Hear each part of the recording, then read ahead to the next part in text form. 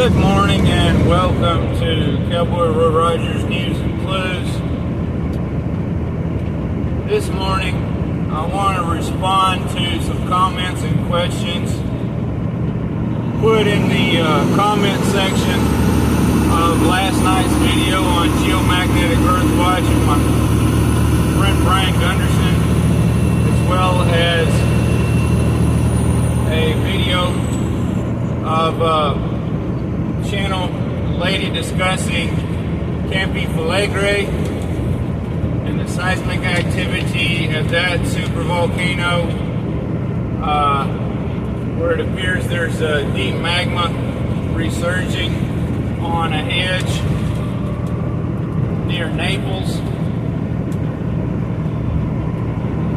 and referred to a video I did over 2 years ago regarding the possible and likely ignition sources of fires at Greece and Lahaina, Maui, Hawaii, and then at Kelowna, British Columbia, and also the fires in the Texas Panhandle since then, those at Paradise, California years before, and more recent California and North Carolina and Alberta, Canada fires may all be related. Someone asked, well, what do we do for our homes? And they referred to how these elitists are, digging into the ground and building bunkers and so forth. And others mention how people in the past have survived in caves through geomagnetic pole excursions of the Earth's magnetic poles, like we're coming through at this time, and the effects of our brown dwarf binary star, which is mentioned biblically throughout the Bible, but especially in the book of Revelation, foretelling what was to come, some of which has and much more will over the next 1,000 years, which was also studied by a Chilean researcher. I may have mistakenly said Peru in the past. His name is Carlos Ferrada. Studied what he named Hercolubus for over 50 years, almost 60. I have a playlist on this CRR News and Clues channel specifically for that star or stars, if we are truly in a trinary star system. But as for the homes, people noticed after the Lahaina fires that, this elitist had their homes with sheet metal roofs that were painted blue. There was also a home with a red sheet metal roof that did not burn. But of course, that family and other families were praying for their home as the churches were being prayed over that did not catch fire. I believe those churches also had sheet metal roofs. And the Biden, Jackwagon Joe, or Jim, or whoever was behind the mask, happened to state, they had the wrong kind of roof. And people were saying, he knew. Well, yeah, maybe, whatever, who gives a flip? We need to know. Don't worry about them or they or whoever the corrupt globalists are that are intentionally trying to depopulate Earth, instead concentrating on repopulating it and knowing how to provide for ourselves through what is given to us by our Heavenly Father at the same time. So gardening, foraging, and all that kind of good stuff, and survival. There's playlists here for that. Also, wild and natural herbal remedies and such. this light blue, whether it is sheet metal or clothing, has been shown in videos to be more resistant to lasers. Therefore, it's also more resistant to UVC. Not just UVA and B, but UVC that is now passing through our weak magnetosphere and between our weak magnetic field lines. The light blue long sleeve clothing, my own daddy found decades and decades ago, was the most protective against the sun while working out in the heat. That's why Wrangler makes light blue thin, all cotton, pearl snap shirts. And Dickies makes light blue, long sleeve, 100% cotton, button-up shirts. They're the most protective. Your denim jeans, get them when they're on sale, break them in the winter. And by summertime, they're more of a faded blue, especially the next summer. It better protects against the UVC and quite possibly other solar and cosmic irradiation. There is available Y-Shield paint that can go on the homes inside or out to protect against EMF, electromagnetic frequencies.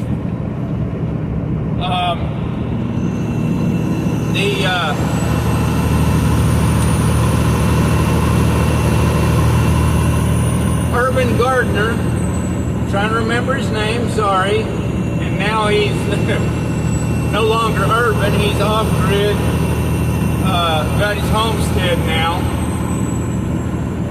His home, he painted Y-Shield black over the outside, and then some lighter coat of paint over it so it didn't look so funny and absorb heat in his neighborhood. Other people have painted that on the insides of bedrooms to stop EMF from communications frequencies like Wi-Fi and cellular mobile phone communications. There's a slim chance that this may help also against electromagnetic frequencies from solar events as well. And through the cosmic irradiation coming through the weak magnetic field areas, because at times it appears we no longer only have a north and south magnetic pole, but other magnetic poles popping up, like over Spain, Portugal, France, and United Kingdom, and whatever in between recently, where atmospheric anomalies affected their weak electric power grid, and they had massive power outages throughout the two countries. And where UK is now using stratospheric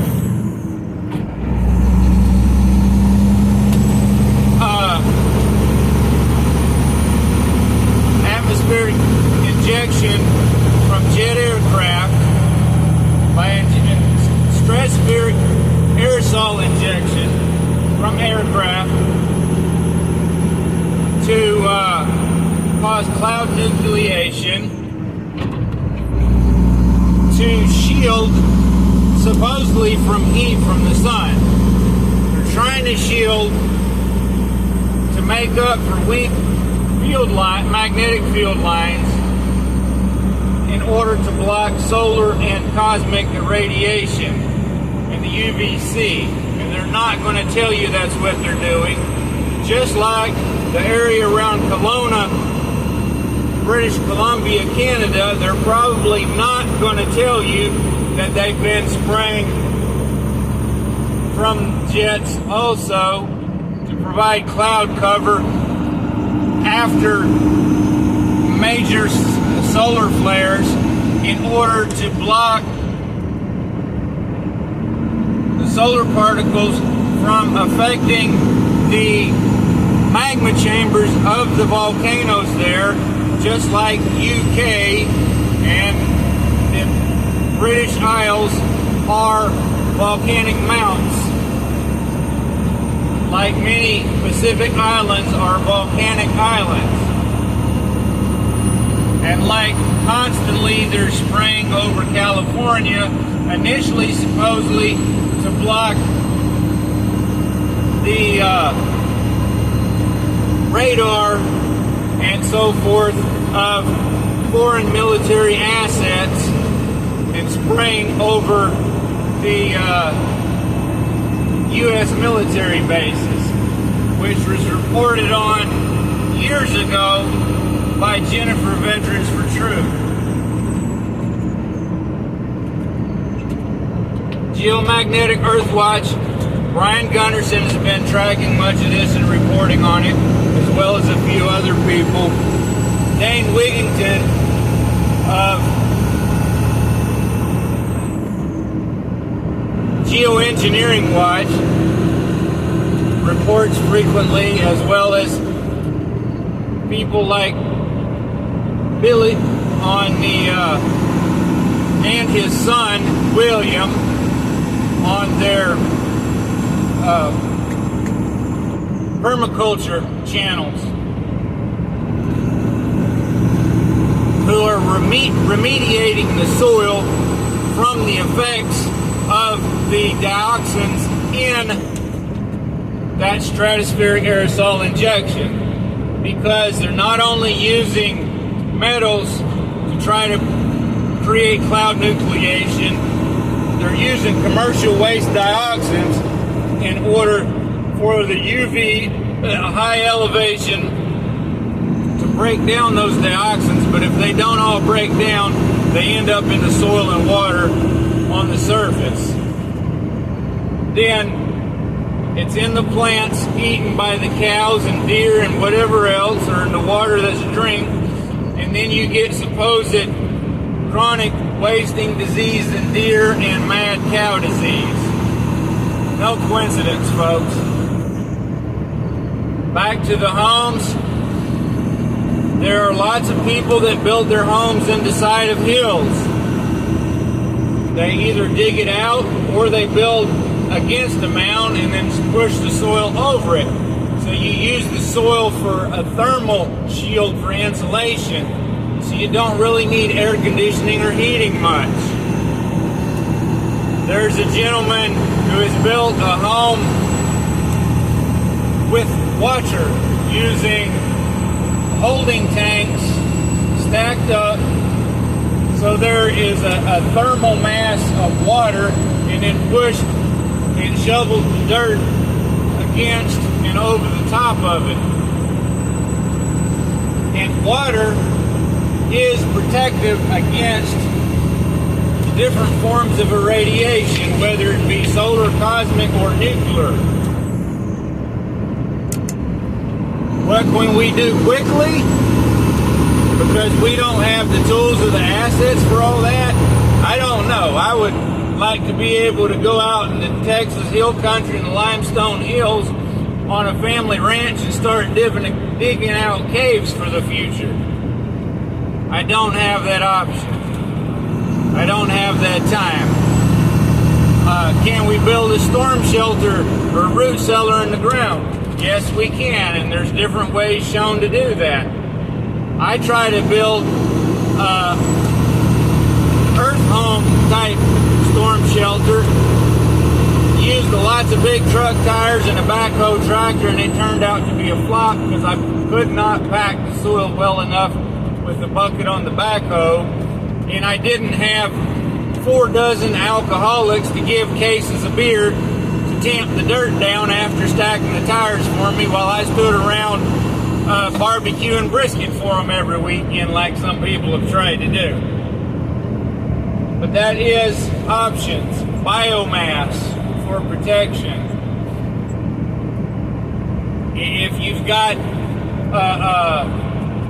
what do you call, a basement beneath your home, you may want to look into ways of adding more biomass around the below the floor level of the home and so forth, putting soil, or maybe preferably stacking limestone rock, because the soil will promote termites getting up to the wood of your home if it's a wood foundation and wood walls instead of concrete foundation and cinder block or brick. Keeping in mind that most brick homes are just stacked brick around wood form walls, so they're not quite what everybody thinks they are. Also keeping in mind whether it's stacked rock, brick, or cinder block, the corners are very vulnerable to seismic activity. When things start shaking, the corners are the weak parts and they can bust apart. Apparently this guy's out here cooking and selling tacos nice and early. We just passed.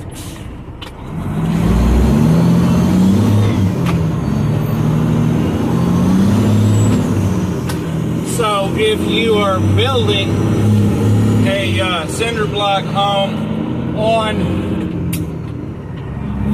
a concrete slab, firstly, build the slab twice as thick and strong as what is normally recommended, because all those old slabs are pretty much cracked somewhere. Some of them are splitting apart as the earth shifts beneath, especially if you're on top of the very fertile black clay through the green belt of Texas or other places like it.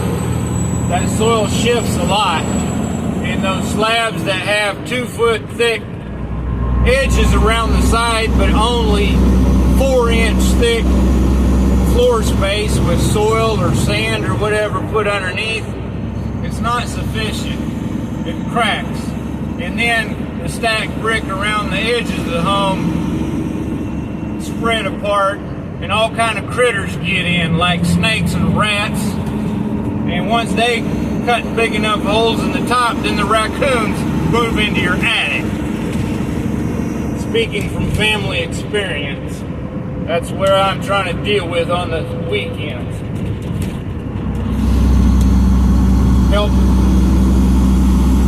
clear trees, so a steel shipping container that can be modified to work as a Faraday cage from EMF to protect your things, or maybe yourselves, as people are turning those into homes. But keep in mind, they've got a 1-inch thick plywood floor. Plywood is not EMP proof. And they say, oh, well, the soil protects. Guess what, folks? Electromagnetic pulse enters Earth's core, it affects the magma chambers, then it reflects and comes back up. So keep on trying to tell me that that wood is going to block EMF and MP. Keep on trying to tell me that, folks. And I'm referring to some people who are engineers, who designed technology for U.S. military and other agencies, and other electrical engineers who are friends, who have the information available from the government and other agencies, but not always all the needed information. Now, what is causing the increase of all these things? The geomagnetic pole excursion of Earth, and the two magnetic poles coming closer together, and other magnetic poles popping up intermittently to mess with navigation and to make vulnerable points for UV and solar and cosmic particles come together, is our brown dwarf star, our binary star. And we may be in a trinary star system, but we're going to concentrate on the biblical wormwood in Revelation what Carlos Ferrara named Herculubus, and because of those names and the Planeta X, if you know any Latin or Spanish, the platform will cut back the video if other terms are used. I don't know if that planet mentioned in the 1980s is actually a planet or the brown dwarf star. And what about people keep mentioning the ancient Sumerian text in Nibiru? Well, supposedly there were beings living on Nibiru and they came over here. Well, if they lived on it, it's a planet. I have trouble believing people lived on a star, even if it's a brown dwarf, so it's not as hot. Because it would be like living on lava and magma instead of the heat of the sun, which is much greater. But this or these stars, whether they one and the same or it is our trinary system, depicted in ancient Egyptian hieroglyphics, which could have easily come from some civilization thousands of years earlier, like the Great Pyramids in Giza, as well as the pyramids and other megaliths all across Earth on every continent, were created before the technology that the Egyptians had within the last 5,000 years of making bricks from sand, clay, and straw, as in the book of Exodus. So, please learn of these effects. As I mentioned, I got a playlist for that, and playlists for many other helpful things on this Cowboy Roy Rogers News and Clues on YouTube. I've got a few videos on my Rumble channel that are on a bit different topics. For the few of you that listened thus far, please go back to that video that I may link in the description and possibly a pinned comment on the different ignition sources. Please continue to pray for discernment, guidance, and truth in all things, and continue praying for that on a daily basis. Everything of value that you gain in knowledge, please be a blessing to others by passing that on, as I attempt to do, as I continue to learn. As you're out on the highways and byways, please pay attention and consider driving safely, because your neighbors probably aren't. They're jacked up on all their injections and boosters, and so their mind is now affected by their DNA altering pharmakeia serums, as well as the DNA altering cosmic particles coming through our weak magnetosphere and between the weak magnetic field lines spread apart over the Americas. Keep in mind that if you're trying to move to some place in the eastern hemisphere, that you still have to have a high enough elevation to avoid ocean inundation, as massive changes on a regular basis in the tides, as well as volcanic and seismic activity causing tsunamis. And of all these yahoos 30 to 40 years ago saying, well, the oceans were going to rise, what, 1 flipping millimeter? Give me a break, you jerkwads. But yes, our tides are changing.